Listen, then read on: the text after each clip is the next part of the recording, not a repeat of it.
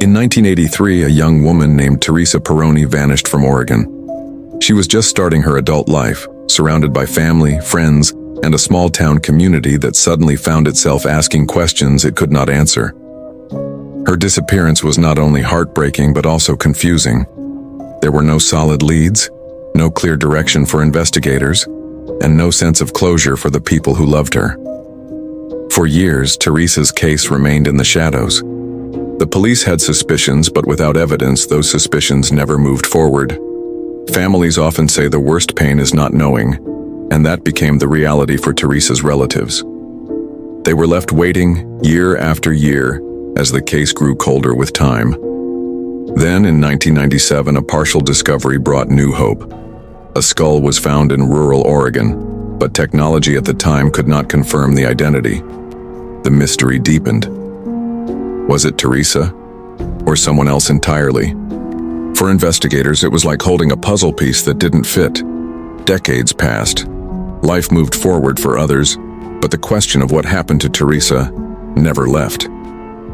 Her case became one of Oregon's lingering mysteries, a file sitting in cold case storage, waiting for science to catch up. That moment finally arrived in 2025. With modern DNA testing, the remains were positively identified as belonging to Teresa.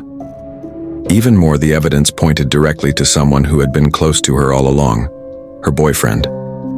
After more than 4 decades, he was arrested and charged in connection with her death. This was more than a legal victory. It was the end of an unanswered story. For Teresa's family, it meant recognition of the truth. For her community, it meant that justice, no matter how delayed, could still be served. This documentary will walk step by step through Teresa's case. Her life, her disappearance, the investigation, the discovery of her remains, and the final breakthrough that came 42 years later. It is a story of loss, persistence, and the power of modern science to bring long-awaited answers. Background of the victim. Before she became the focus of a decades-long mystery, Teresa Peroni was known simply as a daughter, a friend, and a young woman making her way through life in Oregon. She was in her early 20s in 1983, a time when the world around her seemed open with possibilities. People who knew Teresa often described her as approachable and kind. She had a calm presence and a way of making those around her feel comfortable. She was close to her family, and like many young adults, she was balancing personal relationships with the desire to build her own future. Oregon in the early 1980s was different from the state most people imagine today. Small towns were tight-knit, where news spread quickly and families often knew one another for generations. Teresa lived within that kind of environment. She wasn't a public figure or someone who stood out for dramatic reasons. She was ordinary in the best sense, living her life quietly, surrounded by the everyday routines of work, family gatherings, and friendships. One of the key parts of Teresa's life at the time was her relationship with her boyfriend. The two were seen together often, and to most people around them, they looked like a typical couple. Yet, as investigators later uncovered, this relationship would hold more weight than anyone expected. While nothing seemed alarming to outsiders, it eventually became a critical element in the case. Her family never imagined she would suddenly disappear. They expected Teresa's future to unfold in the same way others in her community had: steady jobs, family life, and a path forward. Instead, her sudden absence changed everything. To understand the impact of her disappearance, it is important to see Teresa not as a case file, but as a person who was deeply valued. Her name became a headline later, but in 1983, she was simply Teresa, living, laughing, and carrying the everyday dreams that any young woman might have. That's why her disappearance struck so deeply.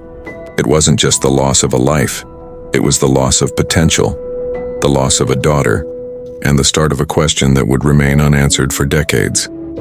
In the chapters ahead, we'll see how her life, cut short without explanation, sparked an investigation that would outlast entire generations, finally coming full circle only in 2025.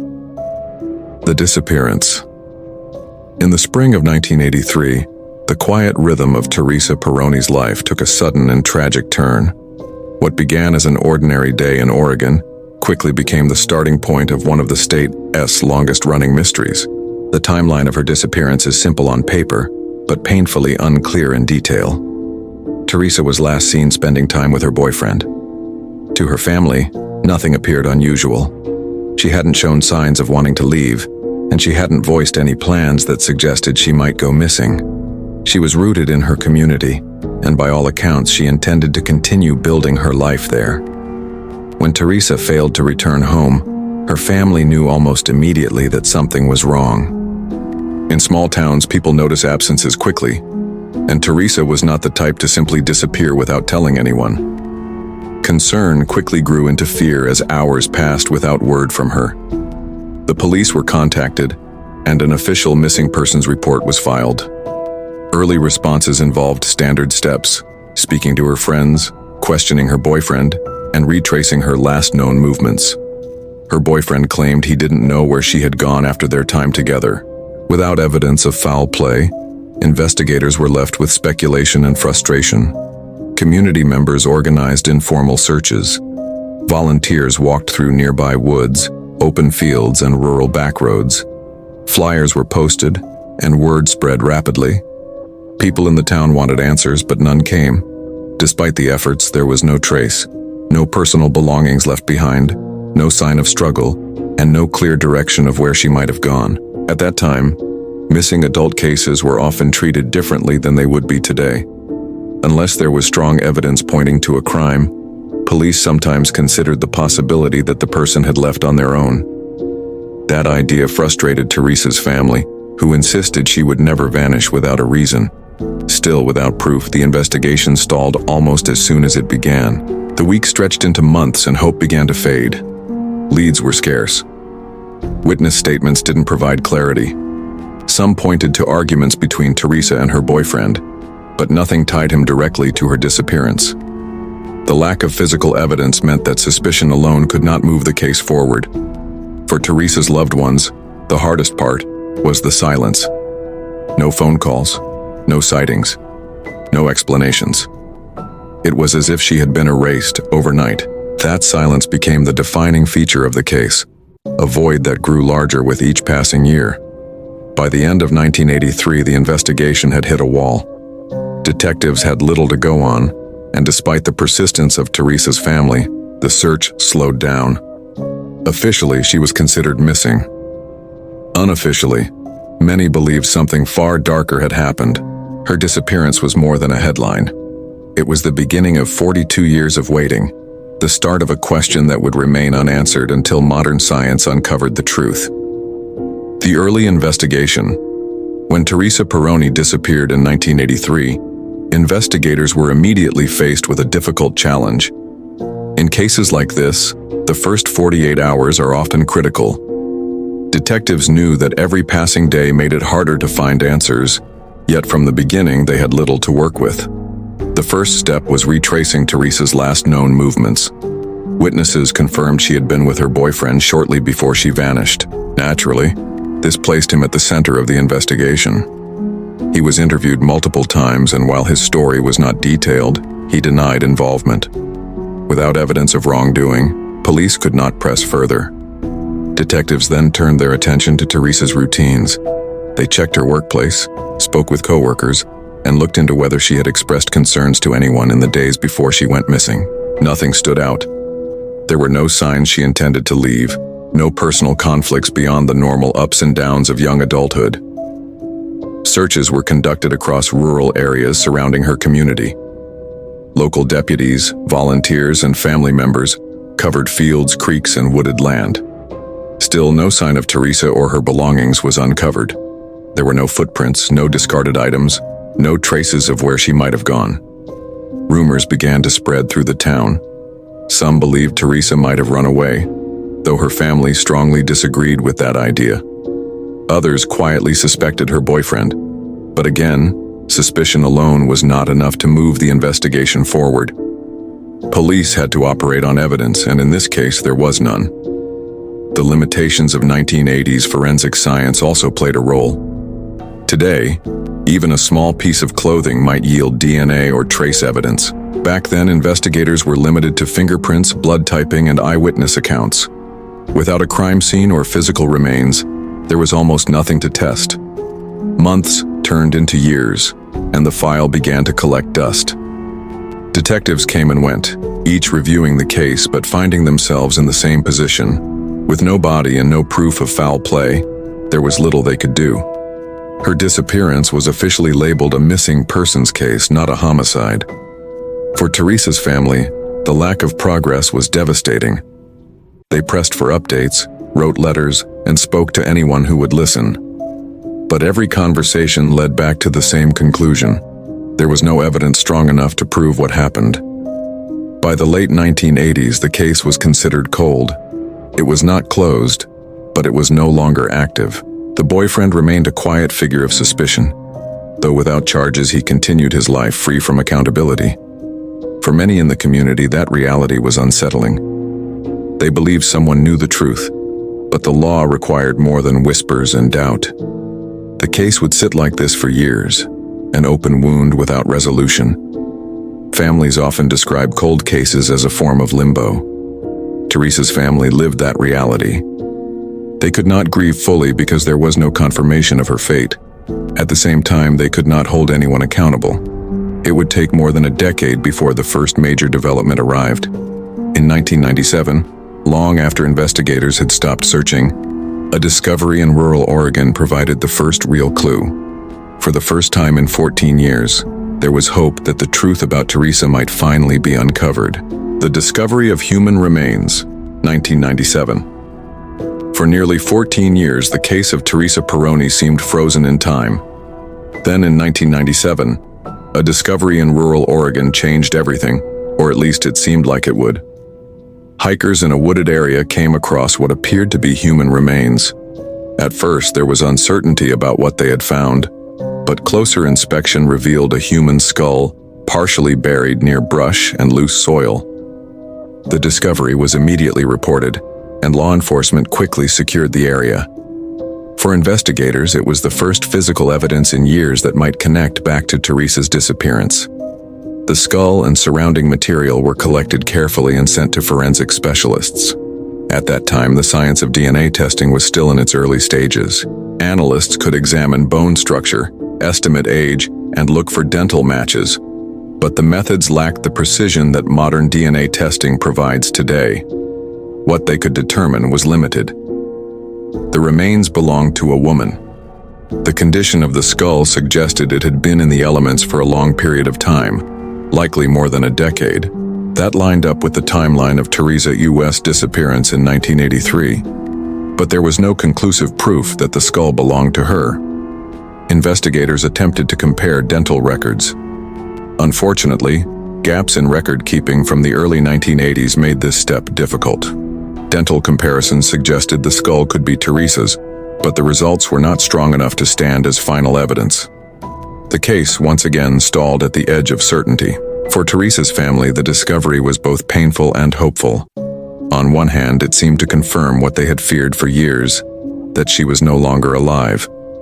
On the other, they still didn't have closure. They could not bury their daughter, because the identity had not been officially confirmed. They were left holding on to another layer of uncertainty. Detectives considered the possibility of foul play, but without a confirmed identity, the investigation could not focus on a suspect. They revisited old leads, re-interviewed individuals from the original investigation, and once again looked closely at Teresa's boyfriend. But without the ability to tie the remains directly to her, they were unable to move forward with charges. The skull was catalogued and stored with other unidentified remains. It was noted as a possible link to Teresa's case, but officially classified as Jane Doe. Forensic science had given investigators a glimmer of hope, but it had not provided the answers everyone needed. In the years that followed, Teresa's family faced an even more complicated grief. They had evidence suggesting their daughter was gone, yet no official confirmation. They lived in a painful in-between, unable to fully mourn, but also unable to hold anyone responsible. This discovery, while incomplete, was not meaningless. It became a placeholder for justice. Investigators stored the evidence carefully, aware that one day, science might advance enough to give them what they needed. They didn't know when that would happen, but they knew the possibility was there. For nearly 3 more decades, the skull sat in forensic storage. Each passing year felt like another reminder of failure. But hidden within that small piece of evidence was the key to unlocking the truth. All it needed was time and the progress of technology to speak clearly. Advances in forensic technology. When Teresa Peroni's skull was found in 1997, investigators were frustrated by the limits of the tools available. Forensic science could estimate sex, age, and general features, but it couldn't provide the certainty needed to close the case. That limitation reflected the state of technology at the time. In the late 1990s, DNA testing was still in its early days. Law enforcement had just begun using DNA to connect suspects to crimes, but the process was expensive, slow, and limited by the quality of the samples. Bones and older remains were especially difficult to test. In Teresa's case, the skull did not yield results that could confirm her identity. As the years passed, though, science began to change. By the early 2000s, CODIS, Combined DNA Index System, had been developed, allowing law enforcement agencies across the United States to store and compare DNA profiles. This system created new hope for cold cases. If even a small piece of evidence could be tested successfully, it could be cross-referenced against the database to find a match. The real leap forward came in the 2010s and 2020s. New methods allowed experts to extract DNA from older, degraded remains. Techniques such as mitochondrial DNA testing and advanced sequencing could pull information that had once been considered impossible to recover. What couldn't be tested in the 1990s was now becoming testable. At the same time, forensic genealogy entered the spotlight. Famous cases like the arrest of the Golden State Killer in 2018 showed the world that DNA could do more than link suspects to evidence. It could identify unknown remains and track family lines. Suddenly, long-stored samples in evidence lockers across the country were being re-examined. In Oregon, law enforcement began receiving grants to reinvestigate cold cases using these new tools. Teams of detectives, scientists, and forensic experts started reopening files that had sat untouched for decades. Every new test brought the chance of answers for families who had been waiting far too long. For Teresa's case, this meant the skull discovered in 1997 was no longer just a frustrating dead end. It was a potential key. With the advances in technology, what had once been impossible was now within reach. The remains could be tested again, this time with far better results. This progress was not just about science, it was about persistence. Families and communities had kept pressure on law enforcement to revisit cold cases. Investigators who had once told families there was nothing more to be done could now say there was a real chance of breakthroughs. By the early 2020s, momentum was building across the country. Decades-old mysteries were being solved at a pace no one had imagined. For Teresa's family, the waiting was still unbearable, but the possibility of an answer was finally real. The breakthrough came in 2025. The skull, stored for nearly 28 years, was retested using modern DNA methods. The results confirmed what her family had long suspected. The remains belonged to Teresa, and more importantly, the DNA pointed directly toward the man who had been under suspicion since the very beginning, her boyfriend. The 2025 breakthrough. By 2025, Teresa Peroni's case had been cold for more than 4 decades. For her family, it felt like the world had moved on. But detectives working in Oregon's cold case unit hadn't forgotten. Advances in forensic testing had created new opportunities, and one of the first files to be reopened was Teresa's. The skull, discovered in 1997, had been carefully preserved. Investigators knew that with the right lab work, it might finally provide the answers they needed. In early 2025, samples from the remains were sent to a modern DNA laboratory equipped with next-generation sequencing technology. Unlike the limited methods of the 1990s, this process could analyze degraded material, reading fragments of genetic code and building a reliable profile. The results were undeniable. The remains were positively identified as belonging to Teresa Peroni. After 42 years, the first question was finally answered. Teresa had not disappeared voluntarily, and she had not started a new life somewhere else. She had been the victim of foul play, and her body had been left hidden until nature and time exposed part of it.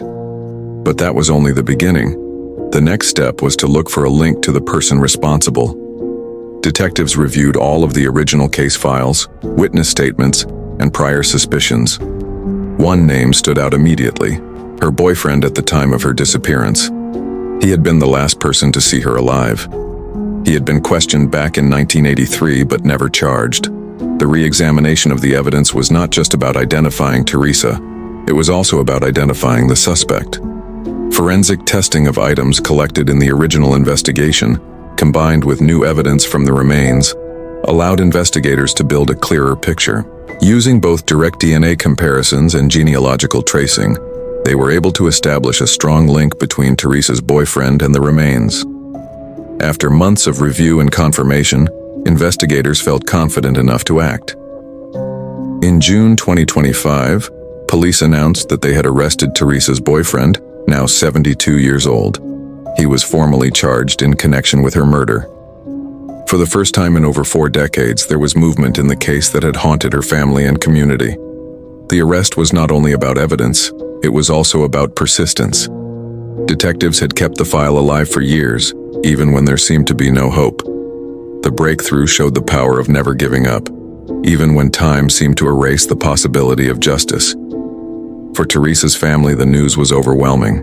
Many of her closest relatives had grown old waiting for this moment. Some had passed away without ever knowing what happened to her. For those still alive, the confirmation brought both relief and renewed pain. Relief, because they finally had an answer. Pain, because the reality of her death and the betrayal by someone close to her was undeniable. The community responded with a mix of shock and quiet validation. Many had long suspected the boyfriend, but without proof, the suspicion had remained just that, a rumor. The confirmation of his arrest gave weight to those suspicions, and it also served as a reminder that secrets can hide for decades, but they rarely stay hidden forever. For law enforcement, the breakthrough was a victory, but also a lesson. Cold cases require patience, persistence, and hope that science will eventually provide the missing piece. In Teresa's case, the missing piece was a skull discovered almost by chance in 1997. That fragment, preserved for nearly 3 decades, became the key to unlocking the truth. This moment marked the turning point. Teresa was no longer just a name on a missing persons list. Her story had been recovered and her case was active again. The man accused of taking her life would finally face trial. After 42 years, the silence was broken. The arrest of the boyfriend. When detectives finally made the announcement in June 2025, it closed one of the longest gaps between a disappearance and an arrest in Oregon's history. The man at the center of it all was someone who had been there from the beginning, Teresa Peroni's boyfriend at the time she vanished in 1983. He was 72 years old when police arrived at his door. To his neighbors and acquaintances, he appeared to be an ordinary man, someone who had aged quietly over the years, blending into the background of everyday life. Many people who lived around him in later decades had no idea that he had once been a central figure in an unsolved missing persons case. Back in 1983, he had been the last person to see Teresa alive. His story at the time was simple. He claimed not to know where she had gone after their time together. Investigators suspected more, but suspicion is not the same as proof. Without physical evidence, police could not charge him. For 42 years, that lack of evidence shielded him. During those decades, he managed to live freely while Teresa's family carried the weight of unanswered questions. He worked, moved through different communities, and built the appearance of a normal life. The contrast was painful. One life continued, while another had been stolen. The arrest itself was carried out without drama. Detectives, armed with modern DNA results and a warrant, approached him at his home. He was taken into custody peacefully, transported to a county jail, and formally booked on charges related to Teresa's death. At his age, the image of him in handcuffs was striking. For investigators who had waited decades for this moment, it was both sobering and satisfying. Prosecutors announced that he would face charges of murder based on the new forensic evidence and the weight of the original investigation. The legal process was set in motion, And for the first time, the possibility of accountability was real. For Teresa's family, the arrest was a moment of complicated emotions. Relief that someone was finally held responsible, anger that it had taken so long, sadness that justice was coming only after so many years of waiting. Some family members expressed gratitude to law enforcement for never giving up, while also acknowledging the pain of knowing Teresa had lived her last moments with someone she trusted. The arrest also drew attention from the wider public. Local media covered the story closely, pointing out how advances in science had finally broken the silence of a cold case.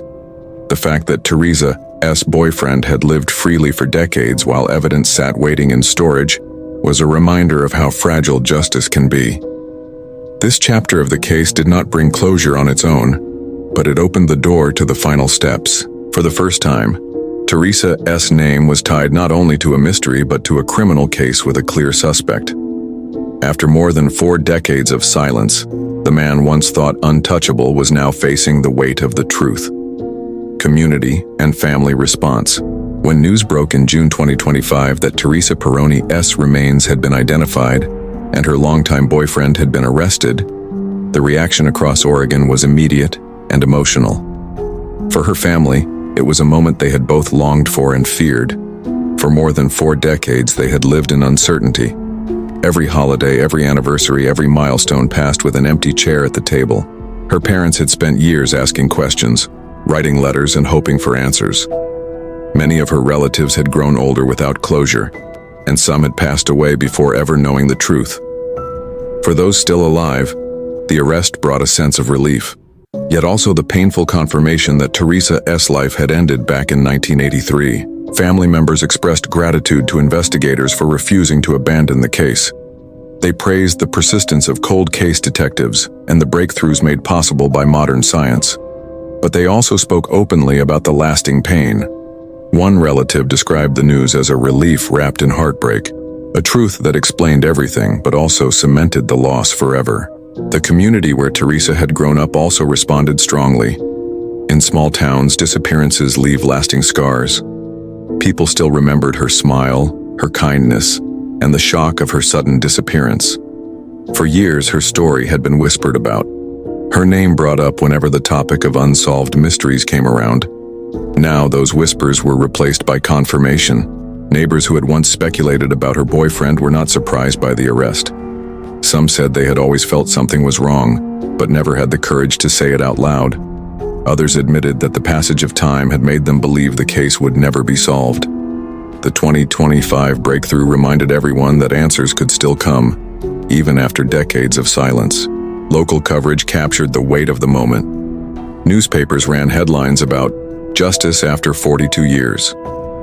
Television reports highlighted how technology had finally given investigators the evidence they needed. For many viewers, it was a reminder of other cold cases still waiting to be solved, sparking hope for families in similar situations. For Teresa's loved ones, the focus turned to honoring her memory.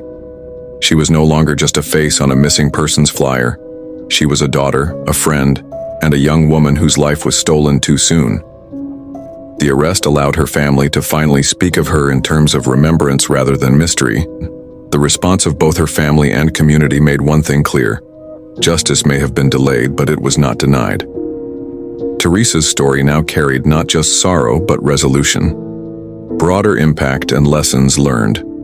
The arrest in Teresa Peroni's case was more than a single family's moment of closure. It was also a striking example of how cold cases can be solved, even after decades. Her story demonstrates the combined power of persistence, technology, and community memory. For investigators, the lesson was clear. Evidence never loses its value. The skull discovered in 1997 might have seemed incomplete at the time, but it was carefully preserved. Decades later, it became the foundation for solving the case. That decision to protect and store remains properly was the reason new DNA methods could eventually identify them. Without that step, Teresa might have remained missing forever. The case also highlighted how much DNA technology has reshaped modern law enforcement. In the 1980s, cases like Teresa's often stalled because physical evidence could not speak clearly. Today, Even small, degraded samples can provide answers. Mitochondrial DNA, whole genome sequencing, and forensic genealogy have given investigators tools that were once unimaginable. Teresa's identification in 2025 was part of a wider wave of breakthroughs made possible by these advancements. Her case also reminded the public of the importance of cold case units. Many police departments now dedicate teams to revisiting old files with fresh eyes. These detectives not only bring technical skill, but also a kind of persistence that honors victims long after headlines fade. For Teresa's family, that persistence meant everything. Beyond science and policing, Teresa's story also carried lessons for families of missing persons. It showed that waiting does not mean hopelessness. Many relatives of missing people live in a painful middle ground, unsure if they will ever get answers. Cases like Teresa's provide proof that closure can still come, even if it takes decades. The arrest in 2025 gave renewed hope to families with their own unanswered questions. At the community level, the case was a reminder of how deeply a disappearance can affect people. Teresa's absence was not just her family's burden, it was something her entire town carried. For over 40 years, her name represented both mystery and loss. With the breakthrough, that weight shifted toward accountability. Communities that live with unsolved crimes often feel powerless, but Teresa's case showed that justice can still reach across generations. The final lesson may be the most profound. Justice delayed is not justice denied. While the 4 decades of waiting were painful and unfair, the eventual identification of Teresa's remains and the arrest of her boyfriend ensured that her story did not disappear into history. Her name will now be remembered not just as a mystery, but as a person who finally received recognition and truth. For law enforcement, families, and the public, Teresa's case underscores a message echoed in many other cold cases. Every piece of evidence matters. Science continues to evolve, and hope should never be abandoned. The story of Teresa Peroni is one of silence, stretched across decades, broken only by the steady progress of science and the persistence of people who refuse to forget. In 1983, Teresa vanished without explanation. Her family was left with nothing but questions, and a community was left with unease.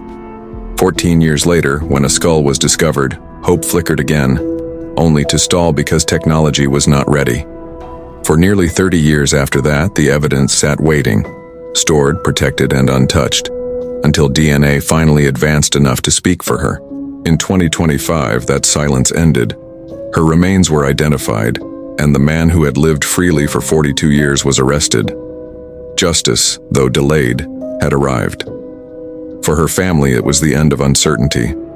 For her community, it was the closing of a chapter that had lingered far too long. Her case is a reminder that behind every cold file in a police archive is a real person, a life once full of potential, laughter, and human connection. These stories are not just puzzles for investigators. They are deeply personal losses carried by families for generations. The lessons from Teresa's case extend far beyond Oregon. They speak to the importance of never discarding evidence, of continuing to invest in cold case work, and of trusting that advancements in science will keep opening doors. They also serve as hope for the thousands of families across the country still waiting for answers in their own cases. Teresa's story does not end with her disappearance. It ends with her being recognized, remembered, and honored. It ends with truth replacing rumor. It ends with justice finally stepping forward, even if it took more than 4 decades to arrive. In remembering Teresa, we are reminded that time may slow justice, but it cannot erase it. Her name will no longer be a question. It will stand as a story of persistence, science, and the enduring human need for answers.